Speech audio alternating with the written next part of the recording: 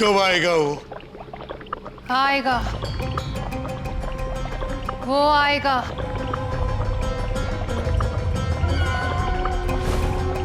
वसुंधरा, मुझे महसूस हुआ है, वो आ रहा है,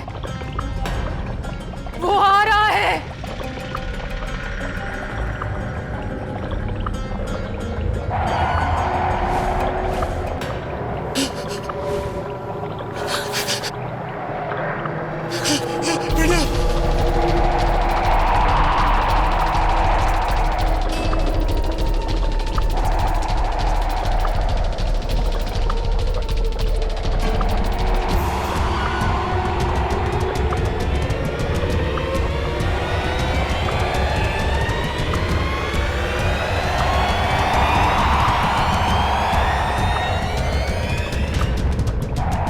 वो आ गया।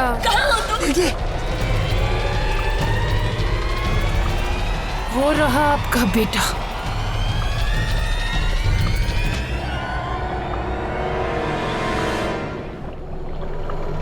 पापा।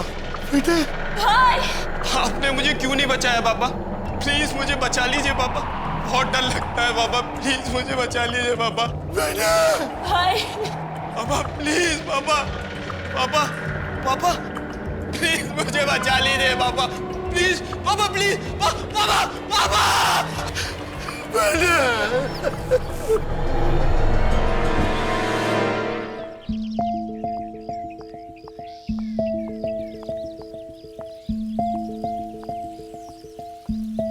देखिए, मुझे तो लगता है हमें उसके खिलाफ पुलिस में कंप्लेन कर देनी चाहिए।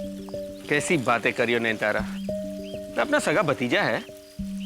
हाँ माना उसने कुछ गलतियां की है, और तू फिक्र मत कर, वो सुधर जाएगा। कोई बच्चा नहीं है वो जो सुधर जाएगा, पर अब इन्हें कौन समझाए।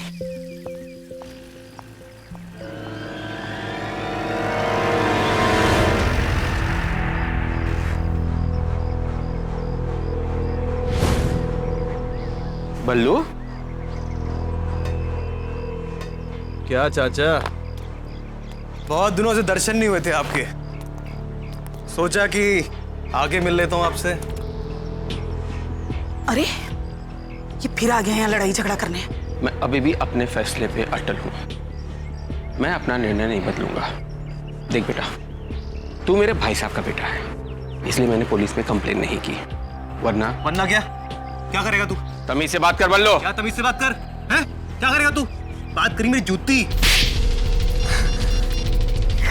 हेलो हेलो, प्लीज मदद करो, ये बल्लू यहाँ फिर आ गया गुंडे लेके। बहुत बोलता है, ये ले। बल्लू हटाओ, हट यहाँ से, चल तेरी तो। ये चाची तूने अच्छा नहीं किया पुलिस को बुला के, समझी? तुझे छोड़ूंगा नहीं मैं। चल जल्दी निकल।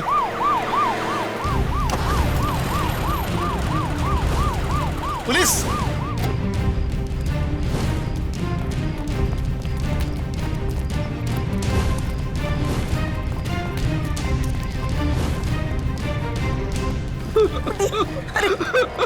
इंस्पेक्टर साहब, इन्हें प्लीज जल्दी हॉस्पिटल ले चलिए। जल्दी कीजिए प्लीज।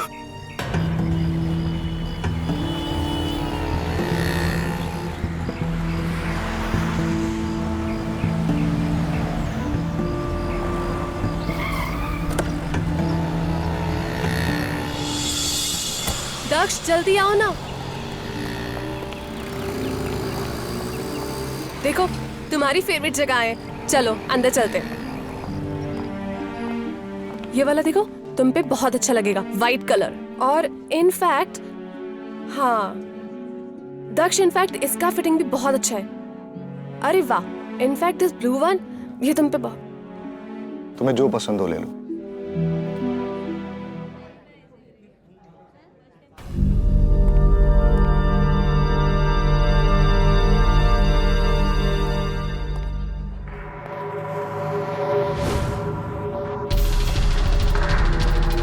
ये कैसे हो सकता है?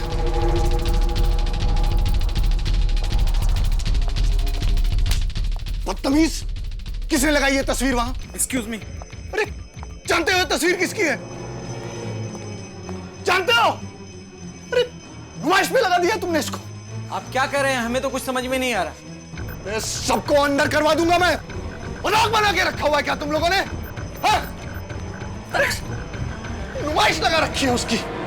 सर प्लीज देखिए, ये भी बाकी चीजों की तरह सेल के लिए आई है। बाय द वे, इस पेंटिंग से आपको क्या तकलीफ है? तकलीफ? जानते हो वो पेंटिंग किसकी है? वो मेरी 9 साल की बेटी समारा की है।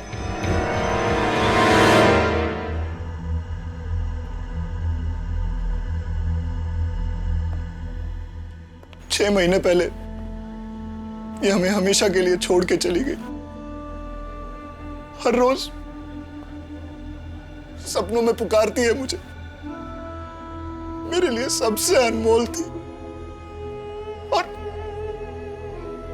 आप लोगों ने उसको सेल पे चढ़ा दिया। आई एम सॉरी सर, मुझे इस बारे में कोई आइडिया नहीं था। आप चाहें तो मैं उस आर्टिस्ट का एड्रेस दे सकता हूँ। बहुत थोड़ा टाइम और चाहिए, बस थोड़ा सा। अरे पुलिस क्या, पुलिस बल्लू का कुछ नहीं बिगाड़ सकती। अरे पैसा मिलेगा ना। हाँ हाँ। ये चाचा चाची सांप की तरह कुंडली मारकर हवेली पे बैठे। अरे क्या करूं यार मैं। देख सुन, थोड़ा टाइम और दे, काम हो जाएगा। बल्लो, अरे दिलावर भाई, लौंडा है मेरा तो, बहुत भरोसा करता है तेरे पे, इसीलिए इतने दिन इधर रहने को दिया तेरे को। शुक्रिया दिलावर भाई। बीच में मत बोला कर, बात पूरी सुना कर। वो जो क्लाइंट है ना, उसका ऑफर पकड़ ले, फायदा है तेरा। वसुंधरा, तुम्हारी हिम्मत कैसे हुई मेरी बेटी की वो तस्वीर बनाने की और उसे इस तरह मार्केट में बेचने की? जवाब दो मुझे। और वो तस्वीर तुमने बनाई कैसे? कहां मिली थी तुम समारा से? तुम्हारी बेटी ने मुझे संपर्क किया है। क्या? समारा? शायद तुम्हें पता नहीं, समारा 6 महीने पहले 6 महीने पहले उसकी मृत्यु हो गई है, यही कहना चाहते हो ना? लेकिन शायद तुम्हें पता नहीं है, समारा की आत्मा अभी भी जीवन और मृत्यु के बीच में लटकी हुई है। तुम क्या बोल रही हो? मेरी कुछ समझ में नहीं आ रहा है। तुम्हारी बेटी बहुत कष्ट में है। जब तक तुम उसकी मदद नहीं करोगे तो उसे दूसरा जन्म नहीं मिलेगा। मिलना चाहोगे अपनी बेटी से?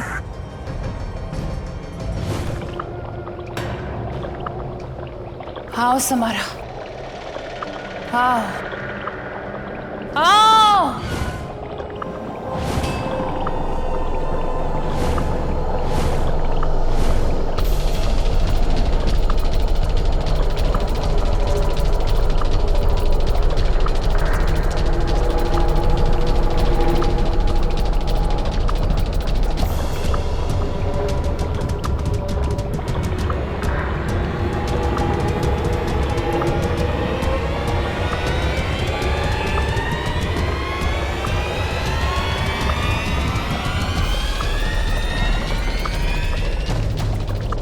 वो रही तुम्हारी बेटी समारा।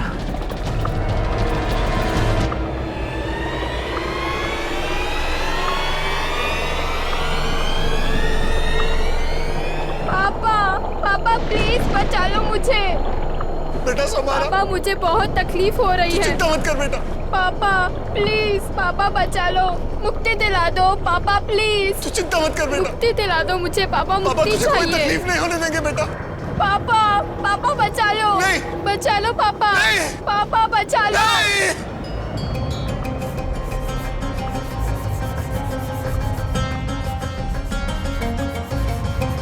वसुंधरा, मैं समारा के लिए क्या कर सकता हूं?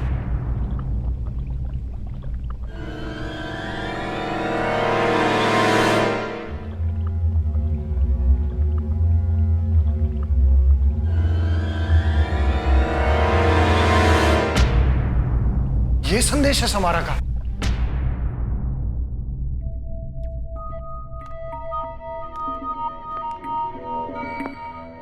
चाय लाने में आज फिर देर होगी।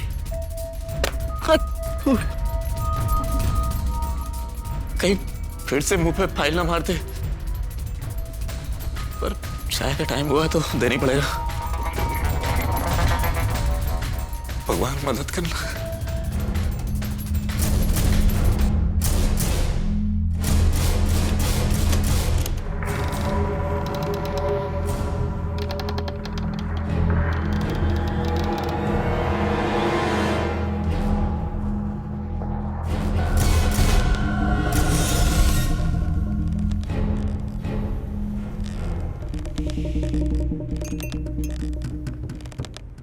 साहब चाय।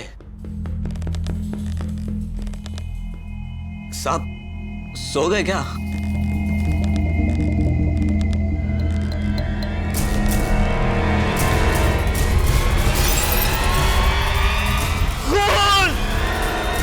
परितोष जी की गिनती शहर के सबसे बड़े वकीलों में होती थी। वो रोजाना रात में स्टडी रूम में बैठकर अपना काम किया करते थे और तकरीबन रात को 1:30 बजे चाय पीने की उनकी आदत थी। इसीलिए रोज की तरह आज भी जब मैं चाय लेकर के आया तो साहब को इस हालत में पाया। सर, ये खिड़की बाहर गार्डन में खुलती है और सामने किलबरी रोड है। मुमकिन है कि कातिल ने आने जाने के लिए इसी रास्ते का इस्तेमाल किया हो। मयंक, मुझे क्राइम सीन से सारे फिंगरप्रिंट्स चाहिए। बाद में किलबरी रोड और गार्डन का मुआयना भी करना। सर।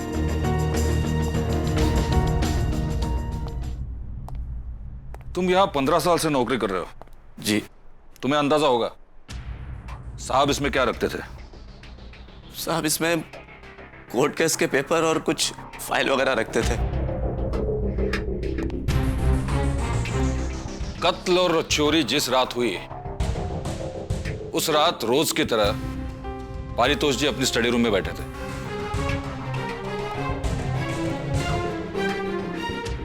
इसमें ऐसी कौन सी कीमती चीज होगी जिसके कारण पारितोष जी का कत्ल हुआ? सर, ये देखिए, कातिल अपने निशान इनके नाखूनों में छोड़ गया है। मांस के टुकड़े और खून के धब्बे हैं सर। इससे यही जाहिर होता है कि इनके और कातिल के बीच में हाथापाई हुई थी और मरने से पहले भी इन्होंने अपनी जान बचाने की पूरी कोशिश की होगी। शौर्य, इनके सारे क्लाइंट्स को बुला लो, उनके फिंगरप्रिंट्स और डीएनए सैंपल्स मैच करो। Sure sir. 3 बज गए। दक्ष, फोन क्यों नहीं उठा रहे तुम? ओह गॉड, कहाँ रह गए? दक्ष, दक्ष, कहाँ थे तुम? इतना लेट क्यों कर दिया? दक्ष, खून के निशान। रिलैक्स, मैं किलबरी रोड तक गया था, वहां छोटा मोटा एक्सीडेंट हो गया। दक्ष, एक्सीडेंट तुम्हारा? खैर वो सब छोड़ो, मैं तुम्हें एक चौंका देने वाली बात बताता हूं। क्या? मैं समारा से मिला। क्या? मैंने उससे बात भी की। वो कह रही थी कि बहुत दुखी है, उसे बहुत दर्द है और उसे हमारी बहुत याद भी आती है। ये क्या है तुम्हारे हाथ में? ये समारा ने भेजा है, वसुंधरा के जरिए। दक्ष, तुम क्या बोल रहे हो? क्या समझाना चाहते हो? मेरी समझ में कुछ नहीं आ रहा है। अरे, ये समारा का मैसेज है। मुझे उससे मुक्ति दिलानी है और इसके लिए मुझे कुछ भी करना पड़े मैं करूंगा।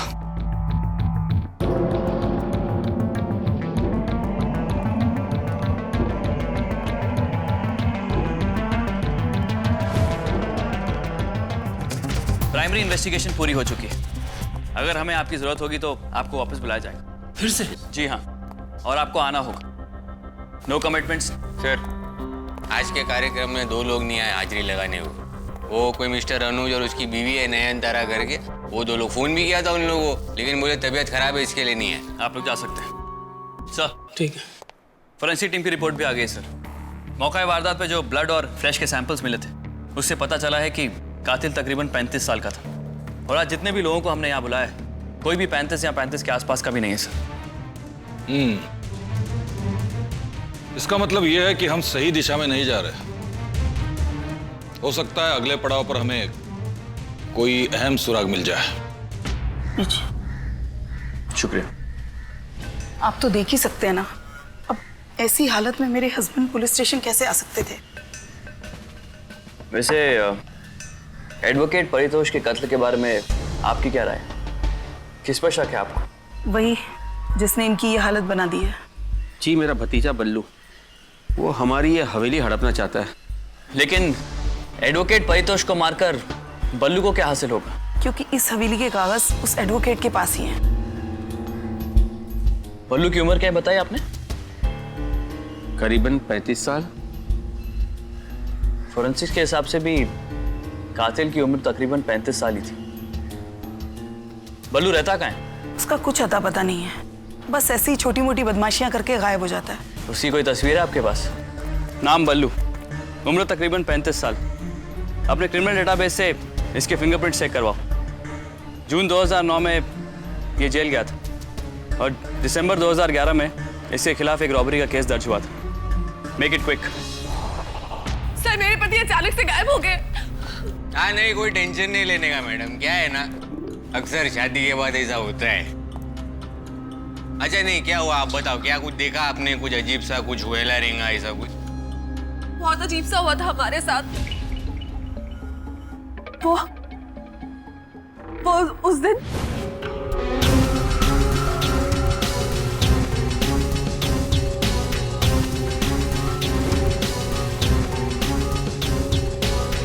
मैं तुम्हें एक चौंका देने वाली बात बताता हूँ। क्या? मैं समारा से मिला। क्या? उस दिन घर पर आए तो ऐसा लग रहा था किसी से लड़कर आए। मैंने पूछा तो कहने लगे कि छोटा सा एक्सीडेंट हुआ है, और वे कहने लगे कि समारा की आत्मा को मुक्ति दिलाकर रहूंगा। फिर आज सुबह से गायब है। मैं उनका फोन भी ट्राई कर रही हूँ, कुछ पता नहीं चल रहा है। आपके हस्बैंड का कोई फोटोग्राफ या कोई आईडी कार्ड है आपके पास? हाँ, उनका फोटो और पैन कार्ड। कमाल है, आप जैसे पढ़े लिखे लोग भी ऐसे अंधविश्वास में फंस जाते हैं। चलो कोई बात नहीं, आप घबरने का नहीं। ये लफड़ा करने का था जब आपका हस्बैंड वापस आया तो किधर से लौट के आ रहा था? वो मैं किलबरी रोड तक गया था, वहां छोटा मोटा एक्सीडेंट हो गया। किलबरी रोड। अच्छा, आप जा सकती हैं। आपके हस्बैंड के बारे में कुछ भी पता चलेगा तो आपको इत्तला कर दिया जाएगा। लेकिन सर, कल रात जब गार्डन एरिया और किलबरी रोड के आसपास लोगों से पूछताछ की तो किसी ने भी एक्सीडेंट का जिक्र नहीं किया। और सर, जितने भी क्लाइंट्स अपने फिंगरप्रिंट्स देने आए थे उनमें से कोई किलबरी रोड के आसपास भी नहीं गया। अजीब इत्तेफाक है, किलबरी रोड पर ही परितोष का कत्ल हुआ और उसी रोड पर दक्ष का भी झगड़ा होता है। अरे, अपनी लाइन में इत्तेफाक और अशफाक नहीं होते सर। देखो, डिटेल साफ है। इसमें लिखेला है कि उसकी डेट ऑफ बर्थ है 1977, मतलब कि युवा 35 साल का, जो अपने को पता चला फोरेंसिक की रिपोर्ट से। अब मैं गारंटी के साथ बोलता हूँ कि ये दक्ष और पारितोष है ना, ये दोनों के बीच में झोल झपाटा है बॉस। कमाल है सर, अब तक हमारा शक बल्लू पर जा रहा था, लेकिन अब शक की सुई सीधा दक्ष की ओर जा रही है। एग्जैक्टली। अब इस केस में आगे बढ़ने के लिए हमारे पास सिर्फ 2 रास्ते हैं, दक्ष या बल्लू। कवि, तुम बल्लू की खबर लो और तुम दक्ष की कुंडली निकालो। अबे तूने बताया ना कि तू दिलावर भाई से क्यों मिलना चाहता है? अरे भाई, जब मैं छोटा था ना, इतना था, तब से मेरा सपना है बच्चे लोग के साथ शाहरुख, सलमान, तेंदुलकर सब बनना चाहते हैं। अपन बनना चाहते थे दिलावर भाई। ये रहा दिलावर भाई का अड्डा। क्या बात कर रहा है, सही में? हाँ यार, देख तूने ना अपना सपना पूरा कर देला है। सही, अपनी लाइफ सेट है अभी। हाँ ठीक है, चल अंदर आ। हाँ।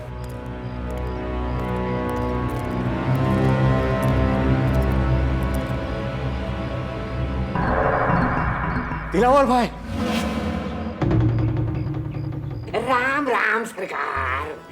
भाई कौन है? बता ही नहीं छोकरे लोग ने। अरे क्या यार, अपन बता दे, वो जिस समंदर की आप बड़ी शार्क मछली है ना, अपन उधर का छोटा सा बोम्बिल है। अपने को आपके साथ तैरना है, तैरना है, तैरना है। टीम में शामिल होने का, गैंग में आप। ससुराल गया कभी? बहुत टाइम गए भाई, दीवार को तोड़ के भागे ले भी। जुबान बहुत लंबी है तेरी, अब देखता हूं कि जिगरा कितना है। भाई जिगरा अपना ऐसा है ना कि अब बड़े से बड़े भाई की बजा देवे अपन। देख, अगर तू अपुन के इन 2 लौंडू से बच गया ना, तू अपुन की गैंग में शामिल, नहीं तो तू जानता है तेरा। बस इतनी सी बात।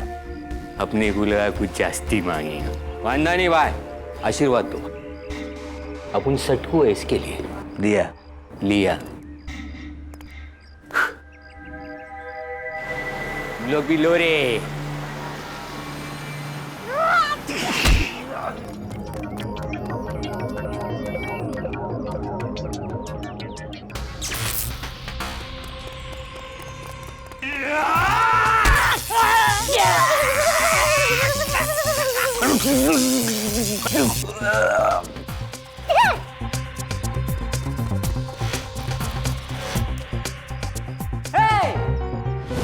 क्या तुमने कभी किसी के साथ डांस किया?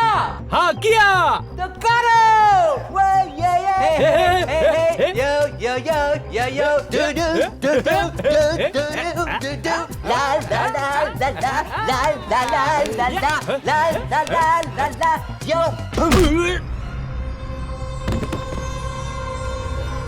काम के टाइम पे नो मस्ती।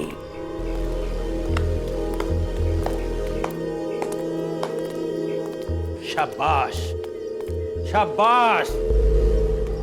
क्या नाम बोला था तू? डग्गू। डग्गू डग्गू डग्गू बोले तो फुल टू इम्प्रेस। आज से तू अपन का लौंडा, और ये वादा अगली सुपारी मैं तेरे को देगा। पाए लगो पाए लगे। ड्रामा, कॉमेडी, एक्शन, फाइटिंग सब कुछ कर लिए, लेकिन ये बल्लू अभी तक आया क्यों नहीं? दिलावर भाई, मेरी तरफ से सब रेडी है। आपकी तैयारी पूरी है? अपन रेडी है, चलें फिर। चलो।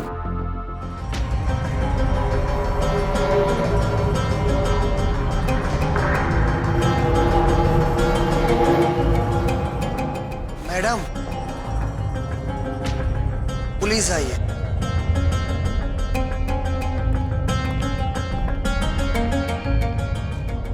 कहिए।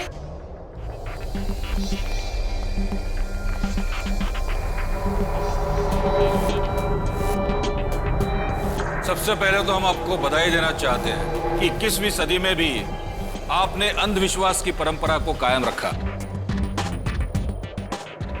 आपको क्या लगता है मैं कोई ढोंगी, कोई पाखंडी हूं? ये तो आपने खुद कह दिया है।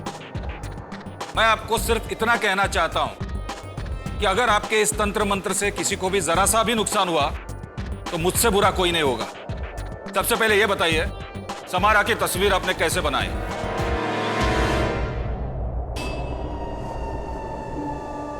एसीपी साहब, ये तो ब्रह्म ज्ञान है, ऊपर से आता है, आप लोग नहीं समझेंगे। ये कहां से आता है इसका अभी पता चलेगा। दामिनी, सर घर का चप्पा चप्पा छान लो। चलिए इस म्यूजियम की जरा सैर करवाइए। और अब सबसे अहम सवाल, दक्ष कहां है? मैं आपसे कुछ पूछ रहा हूं।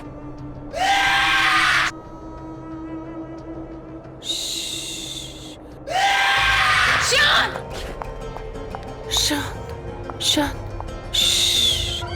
चुप, शांत।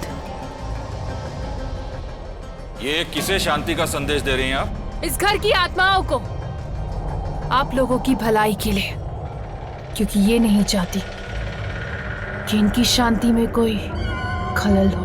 अब पता चला दक्ष का दिमाग आपसे मिलकर इतना खराब क्यों हो गया। दक्ष पागल नहीं है, उसे आभास हुआ है, वो अपनी बेटी से जुड़ गया है। अरे फिर जुड़कर गया कहां? वो मुझे नहीं पता, मुझे उसे आभास कराना था, उसकी बेटी की शांति के लिए प्रार्थना करनी थी, बस। प्रार्थना की जरूरत तो अब तुम्हें पड़ेगी, क्योंकि अगर तुम्हारे घर में कुछ भी संदिग्ध पाया गया तो मैं इसी वक्त तुम्हें अरेस्ट करूंगा। सर अंदर कुछ नहीं मिला, बस एक रूम है जहां अजीबोगरीब चीजें हैं। अगर आपकी संतुष्टि हो गई है तो मैं अपनी पेंटिंग में ध्यान लगाऊं।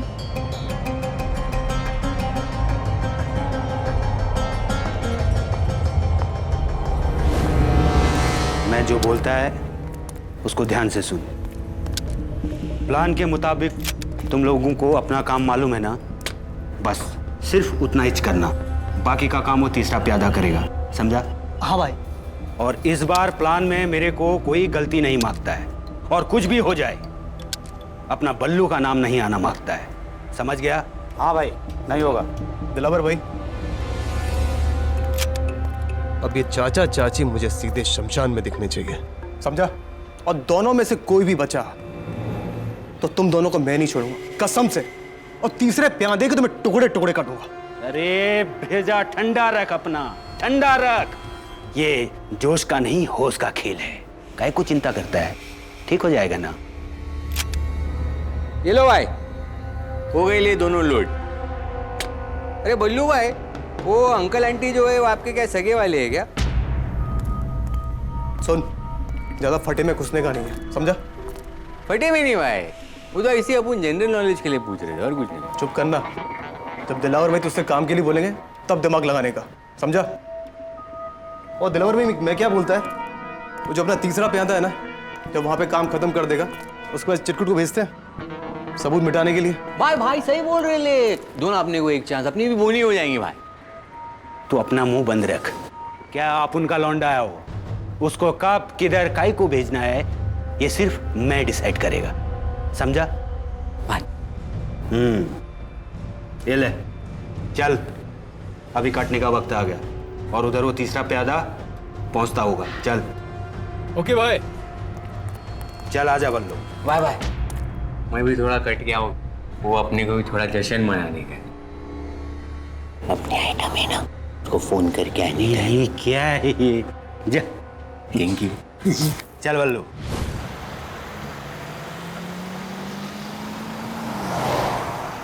ये कौन से शुभचिंतक का फोन था? आखिर ये कौन सी राज की बात बताने वाला है? Let's see.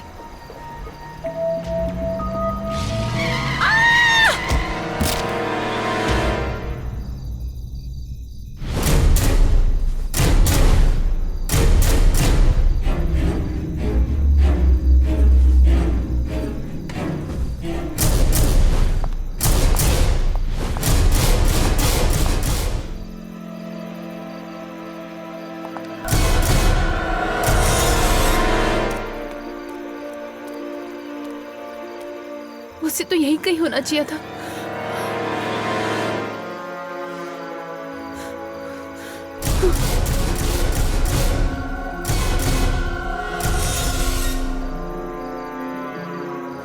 खून। इस दक्ष की सारी जीवन कुंडली निकाल ली है मैंने, कहीं कुछ गड़बड़ नहीं। एक नॉर्मल आदमी है, एक बैंक में मैनेजर है, फिर ये कहां गायब हो गया? इसका उस लॉयर के साथ क्या कनेक्शन हो सकता है? कवि। हाँ कवि, बोलो। हाँ हेलो शौर्य, सुन, ये मिस्टर अनुज और उसकी वाइफ को टपकाने के लिए ना इधर से इन लोग निकल गए थे। ठीक है, मैं यहाँ से निकलता हूँ, तुम वहां से पहुंचो। हाँ लेकिन सुन, और एक लुच्चा है। क्या वो? ये दोनों गोटी के अलावा है ना, इन लोगों का कोई तीसरा प्यादा करके भी कुछ है। तीसरा प्यादा? क्या मतलब? अभी वो पता नहीं है, अभी जहाँ वहाँ पे पहुँचेंगे तो दिखेगा, मालूम पड़ेगा क्या है। ठीक है, मैं अभी निकलता हूँ। ओके।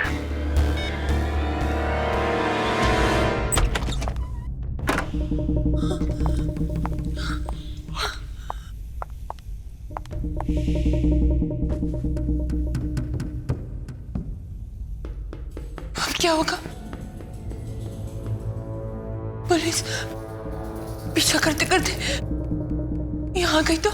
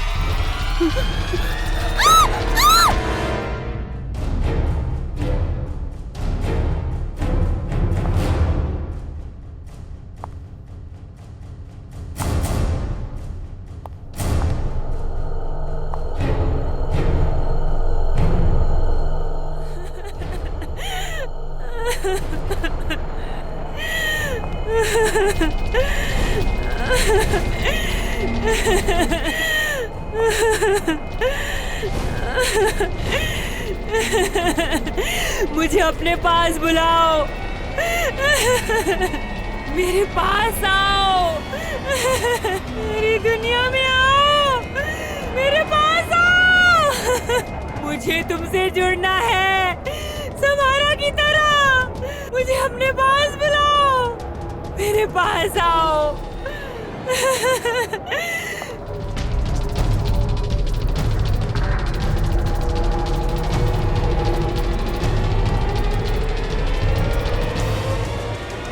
मुझे तुमसे जुड़ना है, अभी के अभी, समारा की तरह।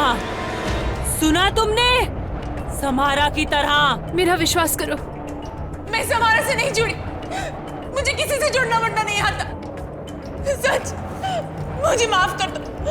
यहाँ से चली जाओ प्लीज, यहाँ से चली जाओ, चली जाओ यहाँ से।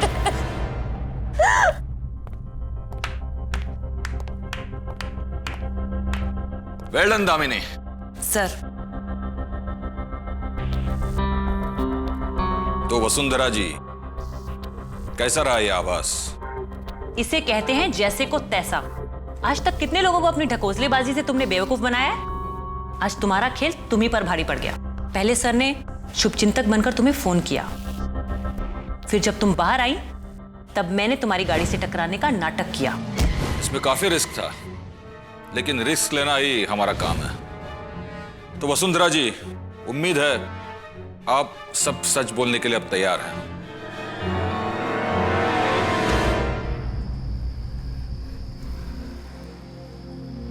अच्छा, ये वो तीसरा प्यादा है। लेकिन वो कौन है इतनी दूर से पता नहीं चला।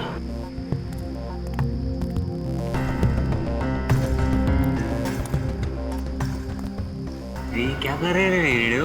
इन लोगों को इतने प्यार मोहब्बत से गोलियां भर के दिया था बंदूक में, वो खंजर दे रहे रेड़े को। यार क्या बोलने का इन लोगों को। लगता है ये दोनों चाहते हैं कि इस काम को अंजाम ये तीसरा प्यादा दे, और अगर इससे ना हुआ तो उसके बाद ही वो बंदूक का इस्तेमाल करेंगे।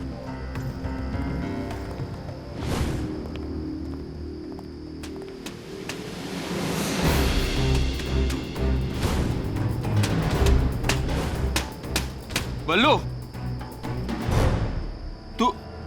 तू फिर आ गया?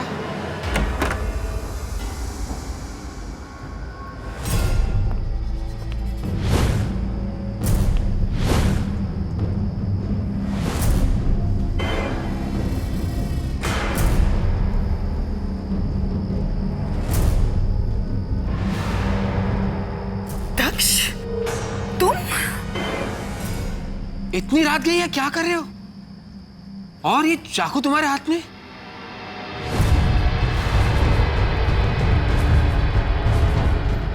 चाचा, चाची, मुझे माफ कर देना।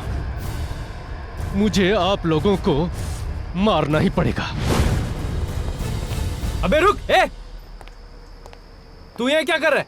अरे पाए का सूप मिलता है ना, पीने को आया मैं। क्यों मजाक कर रहा है यार? ठीक है, वैसे बिलाल भाई भेजे मेरे को।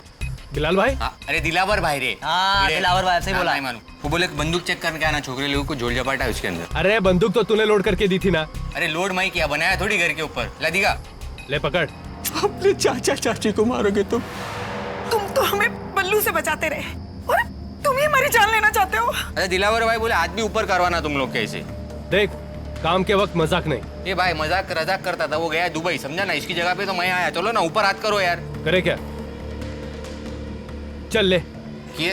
हाँ। अब तुम लोग लो हैंड्स अप। अब अरे लोडे ने यार, क्या कर रहा है? क्या कर रहा है? अरे क्या लफड़ा है ये? मजाक छोड़ना है? अबे पुलिस! चल, बाकी समाचार हवालात में। चल। अरे क्या लफड़ा है ये सब? अरे लफड़ा, चल। जब तक आप लोग जिंदा हो, मेरी समारा को मुक्ति नहीं मिल सकती, क्योंकि आप लोगों की काली छाया से और इस हवेली में आने की वजह से उसकी मौत हुई है। इसलिए आप लोगों को मरना ही होगा।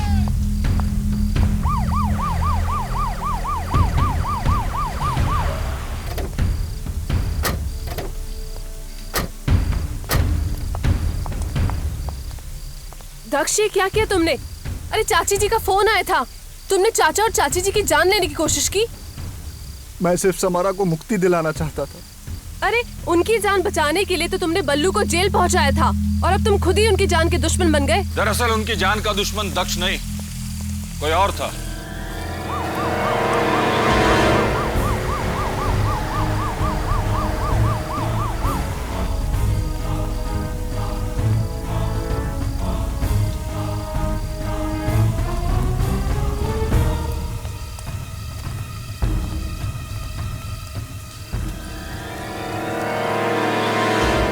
वसुंधरा जी, आपने अपने जादू टोने से इनकी मदद की थी, तो आप ही बताइए, समारा की मुक्ति सिर्फ एक बहाना था दक्ष को फंसाने का।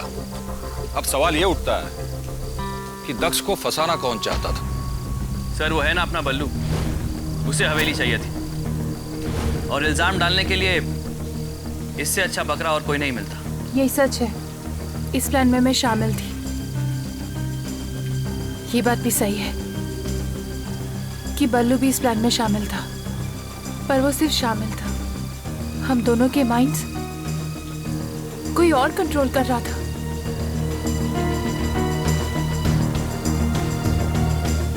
अब और नाटक करने का कोई फायदा नहीं है।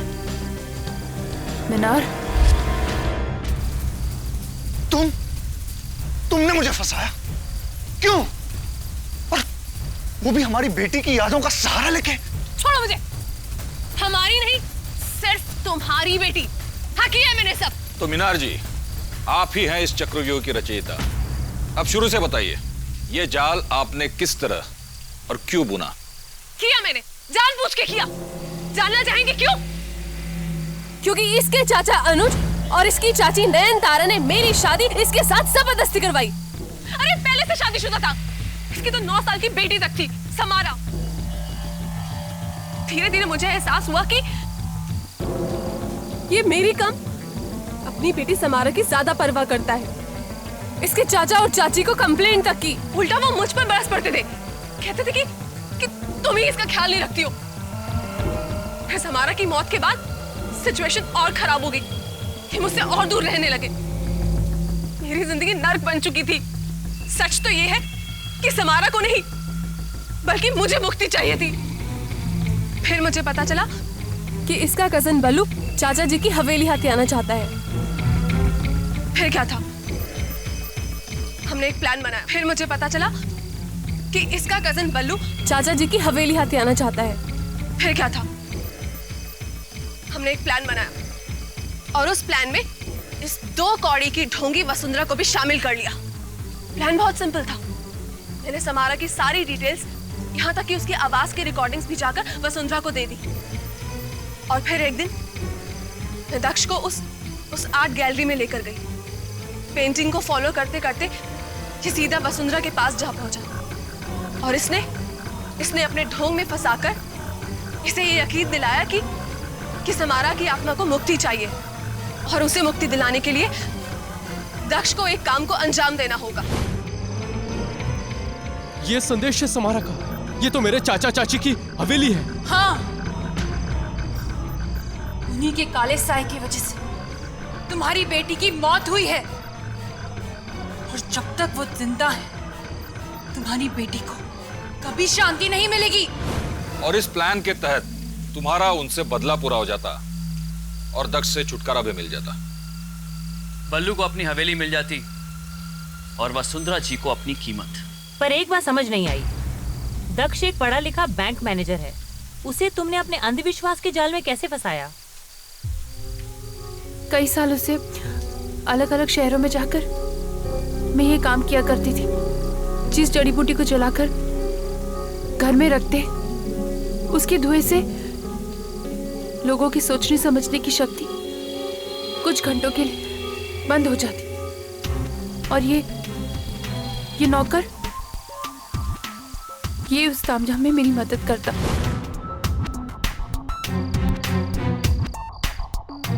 और दक्ष जो पहले से ही अपनी बेटी के गम में टूट चुका था, उसे फंसाना और भी आसान था तुम्हारे लिए, करेक्ट? आफ्टर ऑल मीनार ने तुम्हें पहले से ही काफी होमवर्क करा दिया था। तूने मुझे अंधविश्वास में इतना फंसा दिया कि मैंने अपने चाचा चाची पे जानलेवा हमला किया और उस बेगुनाह एडवोकेट का भी गला घोट दिया। 1 मिनट दक्ष, जाहिर है तुमने एडवोकेट परितोष को मारने की कोशिश की, तभी तुम्हारे शरीर पर हाथापाई के निशान है। But let me tell you, उसकी मौत गला घोटने से नहीं हुई है, छुरा भोंकने से हुई। यानी दक्ष एडवोकेट परितोष को नहीं मार पाया, लेकिन बल्लू को पता था कि हवेली हथियाने में एडवोकेट जरूर अड़चने पैदा करेगा, इसलिए उसने परितोष का कत्ल कर दिया और लॉकर से सारे हवेली के कागजात चुरा लिए। बल्लू की गिरफ्तारी हो जाएगी और तुम दोनों पर जालसाजी और अटेम्प्ट टू मर्डर का केस बनेगा। और दक्ष, तुम्हारी आज़ादी अब तुम्हारे चाचा चाची के स्टेटमेंट पर डिपेंड करती है। अगर उन्हें कोई एतराज ना हुआ तो हम तुम्हें छोड़ देंगे। विश्वास और अंधविश्वास के बीच एक महीन रेखा होती है और जब तक ये हम नहीं समझेंगे, इन जैसे जालसाज हमारा नाजायज फायदा उठाते रहेंगे। उम्मीद है ये सबक सबको याद रहेगा।